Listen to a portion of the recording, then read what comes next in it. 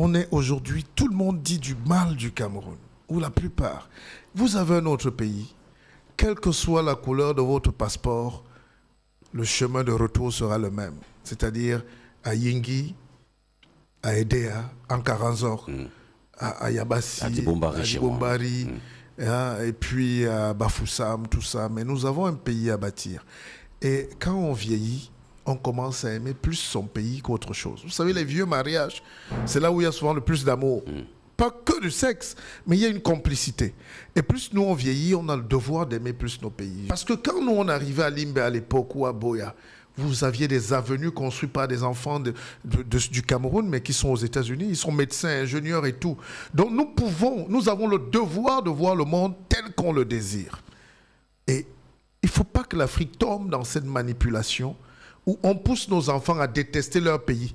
Prenez un Américain, qu'il aime Biden ou pas, discutez avec lui 2 minutes et dites-lui que vraiment les États-Unis ne valent rien, le débat va s'arrêter là.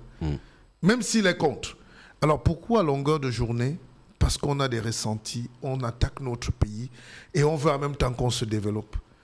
Dites-moi, comment on chasse nous-mêmes les partenaires, on chasse nos enfants, on se fait peur et on pleure que les Chinois ont tout pris. Mais parce qu'on est parti. Il y a des maisons vides aujourd'hui, même ici à Bona-Prison, où la maman se soigne en Europe, le papa se soigne, les enfants ont disparu. C'est même les vigiles venus du Nord qui gardent souvent les maisons. Voilà. C'est parce qu'on a un ressenti négatif.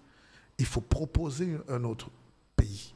Il n'y a pas de pays paradis. J'ai fait tous les pays du monde, à l'exception de quelques-uns. Je peux vous garantir que dans chaque pays, il y a des gens qui se plaignent. Même en Suisse, j'ai vécu en Suisse.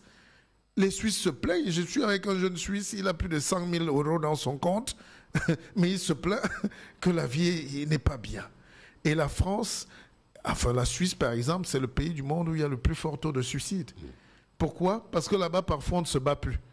Quand vous naissez avec une cuillère dorée, la vie n'a plus de goût. Ça n'a plus de sens. Hein?